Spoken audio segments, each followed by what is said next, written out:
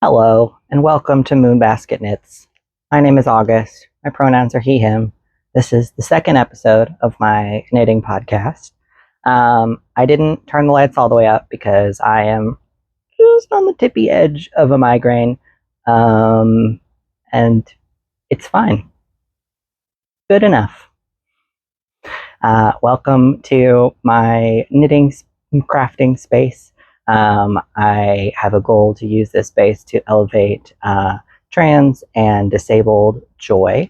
I am transgender and disabled, and I want to share the things that I do that make me happy, which is a lot of knitting for the most part. So what we're going to do is we're going to go over my finished objects, my works in progress, my acquisitions / future plans, and then we're going to do our T for T artist shout out, where I shout out another transgender artist for you to go check out. And let's get rolling. So first, we have two finished objects. The first one is large. It is the 10-stitch blanket that I was working on previously. So I can't hold it all the way up because my arms just aren't that long. But you can get probably a good idea of how it looks from holding it up here.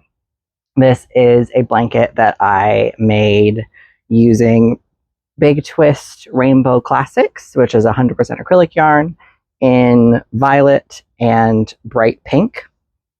I used 5.5 millimeter needles, and I used double pointed needles because that's what Berry Pink Knits uses in her tutorial of how to knit this blanket. And it's easy. I do like it. If I forgot to mention, this is the 10-stitch blanket by Frankie Brown, which is a free blanket pattern that I really enjoy. I started this blanket on April 3rd, and then I finished it on June 22nd. I will be donating this blanket to my local chapter of Project Linus, which connects crafters who want to make blankets with children in need who need something to snuggle because they're going through a rough time. So I'm excited to donate this to them. I already have another blanket started that I'll show you guys when we get to the whips. I mentioned last time that I wanted to do another 2 rounds of the purple and then do like a top border and like all this stuff. We did not get there because as I was going through the second round of purple, I don't know if you can see this, there's the first round of purple, there's the next round of purple. We have a yarn switch here because we ran out of purple. And then I used up the rest of the pink to just barely finish up that row and get to the end of the blanket. This literally was the rest of the pink. I don't know if you can tell, but around here, the blanket went from being a 10-stitch wide blanket to a 9-stitch wide blanket so that I could make it to the cast-off edge. And you can't really tell. That's how tight Yarn Chicken was, which I was not anticipating. I originally wanted this blanket to be a little bigger than it did end up, but I used up all of this yarn, which is great. I don't have any other use for this yarn except making blankets. I don't personally like acrylic yarn for my own personal use, so I'm glad that I was able to get it all used up and out to a good place, and I don't need to like worry about having little scraps laying around. So that's that. That's our first finished object. Our second finished object is very fun. This is Touque number 4 from 45 Fantastical Fine and Fantastic 45 Fine and Fantastical Hats to Knit. Fine and Fanciful, Fantastical? I don't know. I showed the book last week. It'll be in the description. This is a hat that I made for one of my friends. Here's the top here. It is a colored work hat designed by Anna Zilboorg from her book that I forgot to grab before I started filming this, so we don't have it. But I found it at my local used bookstore, and this yarn that I'm using here is Plymouth Yarn's Galway Worsted. So I will not try this on for you to show it because the friend that I made it for has a very tiny head and I don't want to overstretch it. But it does fit, and I will be giving it to her shortly. I'm really happy with how it turned out. I really like the colors. I did end up having to knit it twice because my gauge math, I did a gauge swatch, and my gauge math did not betray me. The concept of negative ease in hats did betray me. After having so much after struggling so much with the Smoggy City Skyline cap that I finished last month, I was like, okay, let's do, we'll do just a little. I think I had planned for like an inch of negative ease because that hat had been so tight. But that hat was really tight because I don't think the starting stitch count really accounted for the fact that it was a partially color work hat. I don't think that that was like included, whereas this hat is 100% color work, and so the designer accounted for that when she was designing it. And so when I went up to that amount of when I went up, then the hat was huge. It was too big for me, and I have like a 24-inch head, I think, not quite like 26-inch, but I have like a 24-inch head, and it was too big for me and looked ridiculous. So the only thing that was kind of an issue when I redid this is it's supposed to have a slight increase. We do a few increases to make it pop a little bit because it's, like worn like this on the head. And I forgot to do those, but it looks fine. My partner has the same size head as the friend that I'm giving this to, and it looks fine. I don't think it'll be an issue, but I'm really proud of how this turned out. I think it turned out really, really good.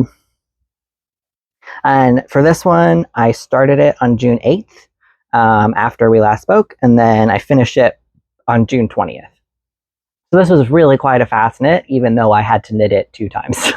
And it turned out so good. I love these hats. I'll probably knit another one of these hats sometime this year. I really love this. All right, on to whips. Our next whip is another 10-stitch blanket. So it's in this bag, which is a yarn.com bag that I did not buy from yarn.com. I bought it secondhand from a local like thrift store thingy that a charity group was doing to raise money to donate to Palestine. And so I got that and some other stuff. But this is where I'm holding my other 10-stitch blanket. So this is the same pattern as the pink blanket. It's a 10-stitch blanket by Frankie Brown. This one is Scrappy. So I'm not quite sure how much of it that you can see, but this is my Scrappy blanket. So this is the first 10-stitch blanket that I started. I made it before, I started it before I made the other one. And this one has wool scraps in it. So some of them are wool blends, some of them are superwash, some of them are not superwash. I have some miscellaneous hand spun that I thrifted in a bag of other stuff. But I'm just putting everything in here. So remnants from wool projects go in here. And then when it gets big enough, we'll finish it off, and this will just be a nice woolen blanket that we'll have for around the house. I really like how it's turning out because a lot of it is scraps from my projects. It's colors that I like. At the moment, we are working on, we've done, I think, 2.5 stripes through the blanket.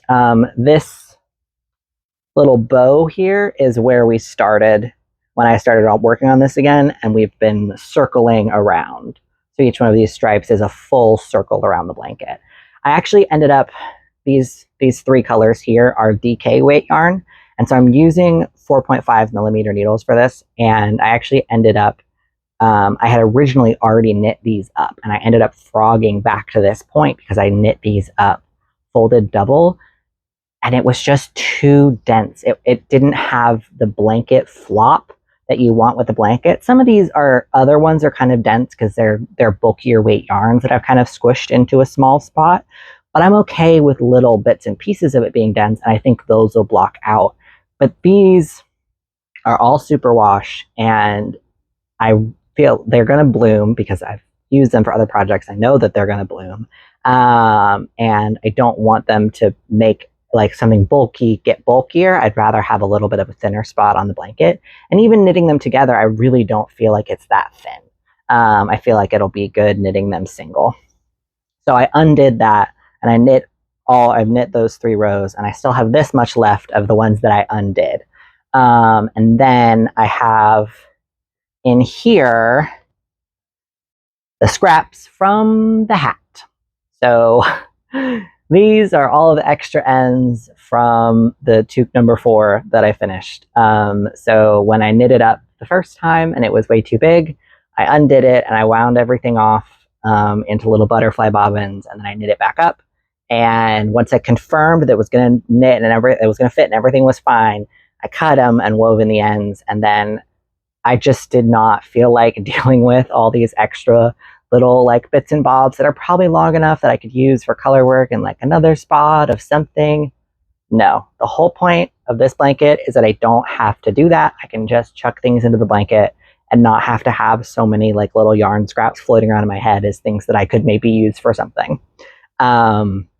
So I made them into a magic ball with spit splicing, and I'm gonna start adding them in here once we run out of this ball. And I've actually been able to spit splice the superwash together too, which is really nice. It takes a bit more friction, but it does still spit splice together, which I do appreciate. I'm really happy with how this blanket is coming out. And for your reference, I originally started this blanket on October 31st of 2023, and then I picked it back up on June 28th. And I'm actually recording on July 12th because it's been a rough end of the month, beginning of the month, so I wasn't able to record right at the beginning of the month. So most of the work that I've put into this blanket is for July, but we're wrapping it up into June because that's how the podcasting goes sometimes. So that's my first whip.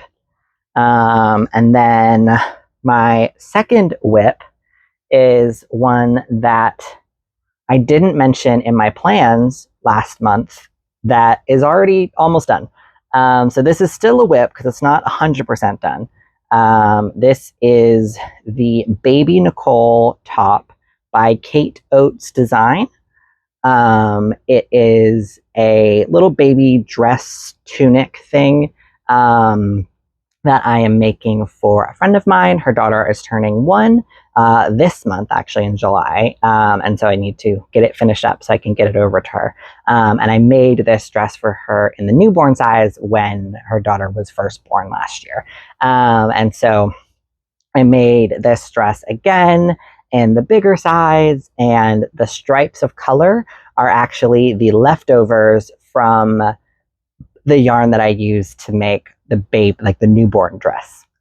Because I tried out this adventurer cotton. This is the Eddie Bauer adventurer cotton that Joann's has now. And I really like it, but I would never give anyone a beige baby dress. It's a cream, but the point still stands. She's a 1-year-old. She should not be wearing a cream dress. So I added the stripes, and I really like how it turned out. I've woven in the ends, but I haven't clipped them yet. So they're all, scraggly. They're very scraggly at the moment because I threw it in the wash. So I wove in all the ends. I tied some knots here and there. Like for the color changes back here, I did tie a knot in the color change before I wove in the ends, just because it's on the skirt. She's not going to feel it, and I don't want them to fall out. I want this to be able to go through the washing machine. So I wove in all the ends, and then I chucked it in the wash before I snipped them so that, things could get stretched out and reorganized and the ends wouldn't poke out. So I just need to clip them and then attach 3 little buttons on the back, because that's how it closes. And then this baby will be done. I'm very happy with this. I actually ended up knitting this on 3mm needles instead of the 2.75mm needles that the pattern calls for, just because I have 2.75 millimeter needles, but I only have them in my interchangeable set. And the cords for those are not great. I got it on sale at Michael's. It's the Susan Boy one, and they're just bad. And I can't buy replacement cords that are longer, and I don't like it.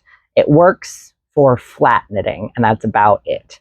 And I knew that I would need to do circumference knitting and then also flat knitting. I just didn't want to deal with it. And I have a set of Addy turbos that are 3 millimeter. And so I knew that my gauge would probably be a little tight.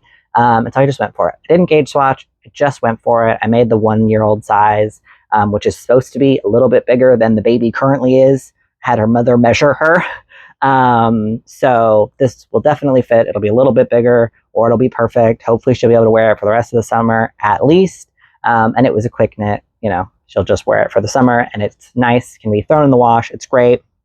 This one I started on June 18th, and I will be finishing it this week. So it will be gone by the time I film next. I can make a note of it to talk about it, but I am just adding the buttons and sending it off. So this is my semi-finished dress object. All right, our final whip that we are working on at the moment is another blanket. I really enjoy blanket knitting. I realized that when I started that Scrappy 10-stitch blanket, and this blanket is knit all in one piece. So this is the Oates blanket. It is actually a blanket pattern that I came up with. This is going to be the baby blanket size, so it's supposed to be about 36 inches by 36 inches square. We've got an intarsia stripe here that we're moving from one corner up to the other corner with this fun texture pattern that probably isn't translating very well because I didn't turn the lights on. But it's similar to, well, it's not similar. It's inspired by the houndstooth like check pattern in woven fabrics. And then we've got a garter stitch border and then a little bit of eyelet around the edge, which I really like. I'm very excited about this. It's fun to knit. It is not as mindless as the 10-stitch blanket, so it definitely takes a lot more brain power, and I think it's going to be slower for me because my brain power has been lacking as I've gotten closer to finishing the baby dress, and I've been working on this. I've really been, that's why I ended up pulling the 10-stitch blanket out of storage, because I needed something more mindless to knit on because I just didn't have the brain power to do like the neck shaping, or this repeat isn't very hard, but it does require counting. It's an 8-stitch repeat for the texture, and I could put in like stitch markers. I just don't really feel like it. I have that many, but I don't think it would be useful for me because I would still be counting. And so that little bit of counting just makes it a little bit more difficult. But I'm really, really happy with how it's turning out. I've got the pattern like partly written up. We've got some spreadsheets for the larger blanket sizes.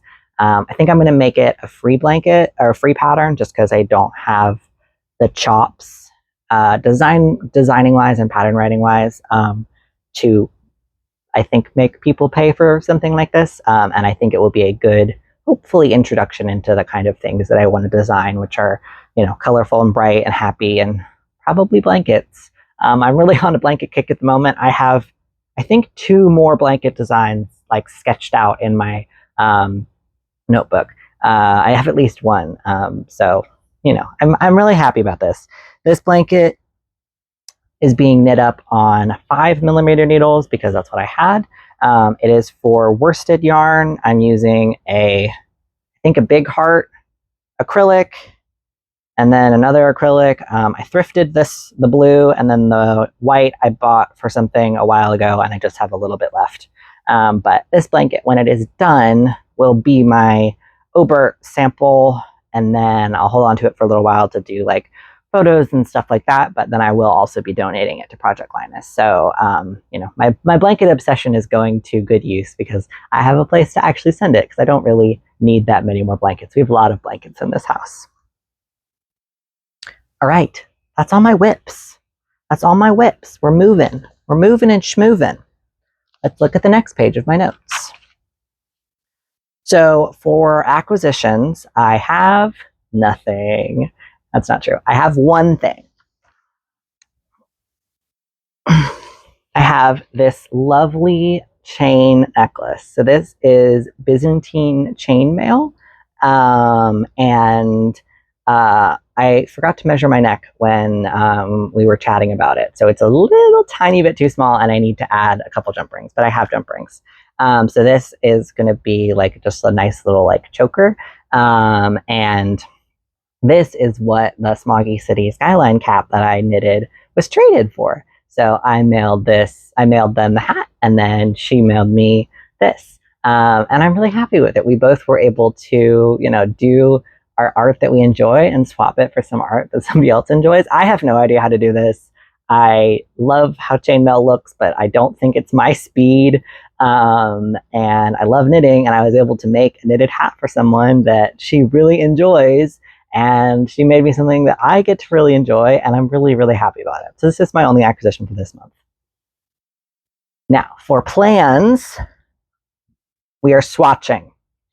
So when I was planning for this video, I actually found already knit swatches for all of the yarns that I have in mind for patterns.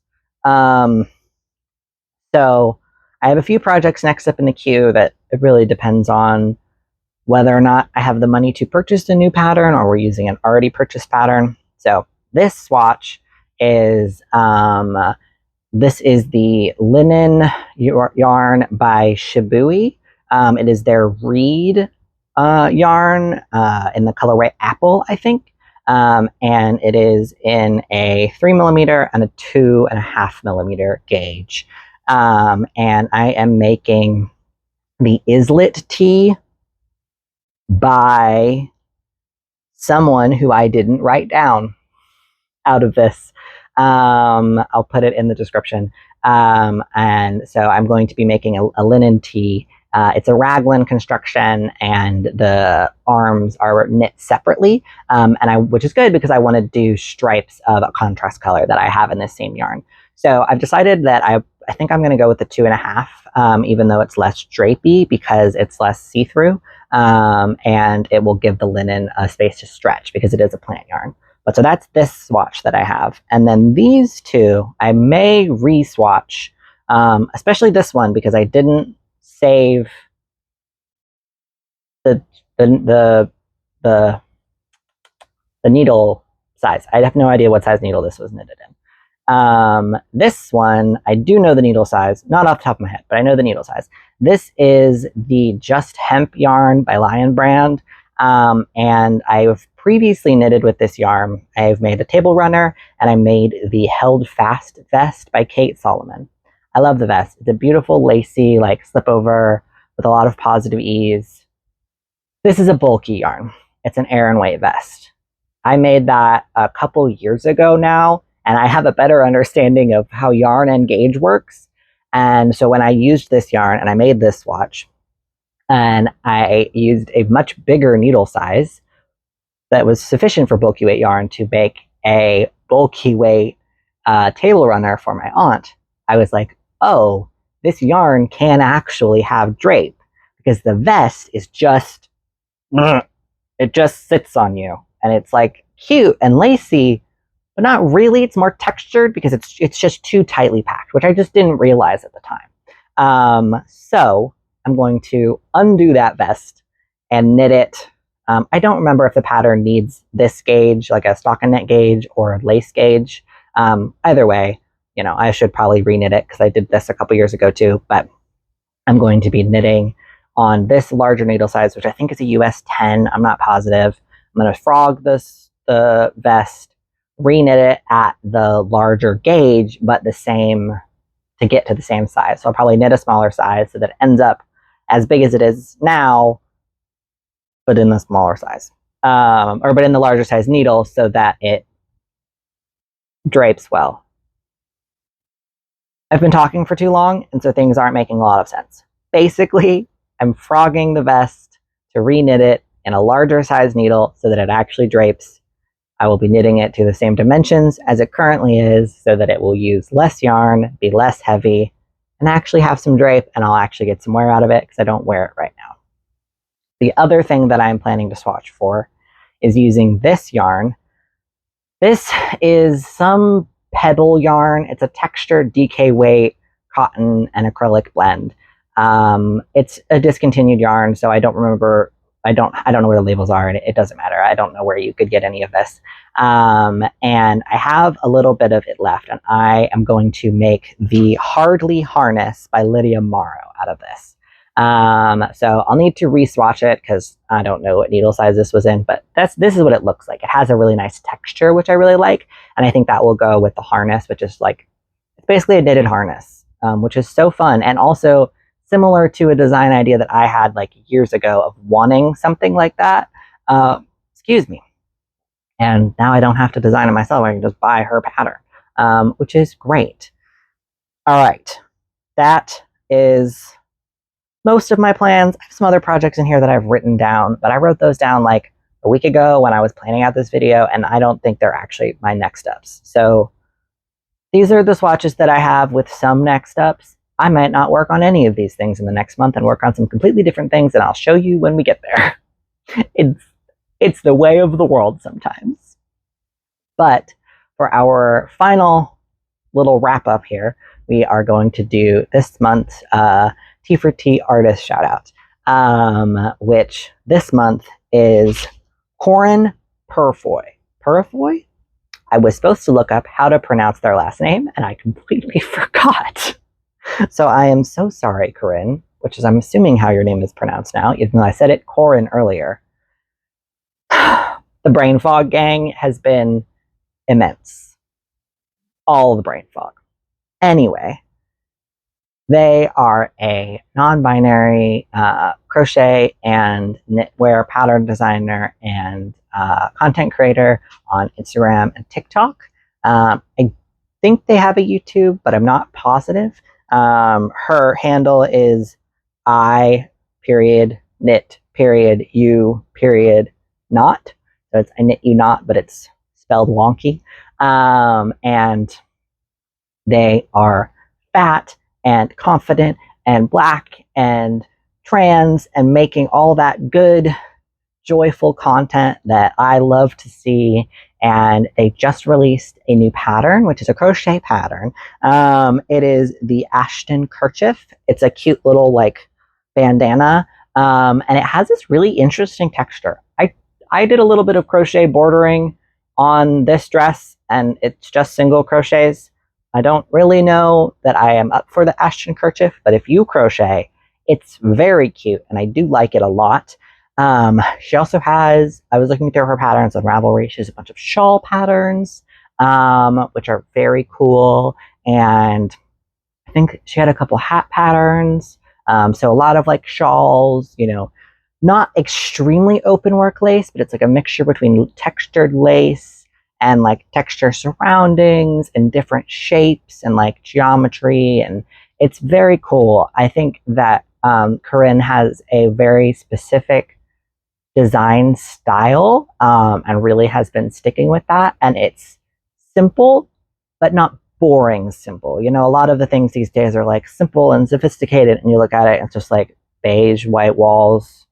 I hate this, but Corinne's stuff is still like interesting to look at and not shiny, but like bright colored and light and joyful, and you can really feel that joyful energy that they put out. I also really like the videos that they post on Instagram and stuff are just nice to watch. I always feel good. It's a nice little warm hug to see one of their videos. So definitely go check them out. If you want to watch last month's podcast, that's here too. I'm gonna keep on knitting away, and we'll see what I get up to in the next month, and I'll let you know what it is when we get there. So let me know if you made it to the end of this video. Thank you. Hit me up in the comments. What are you working on right now? If you have or are if you know or are a trans artist, trans fiber artist is mainly who we're looking for at the moment, but if there are some really cool trans artists that you want to highlight who doesn't work in fiber art, put them in the comments. We can all talk about it together and go look at their cool stuff. So we got to lift each other up, and keep knitting, keep doing stuff. I just realized I don't have a good sign off. I don't remember what I said last month. So that's going to be it, gang. That's going to be it.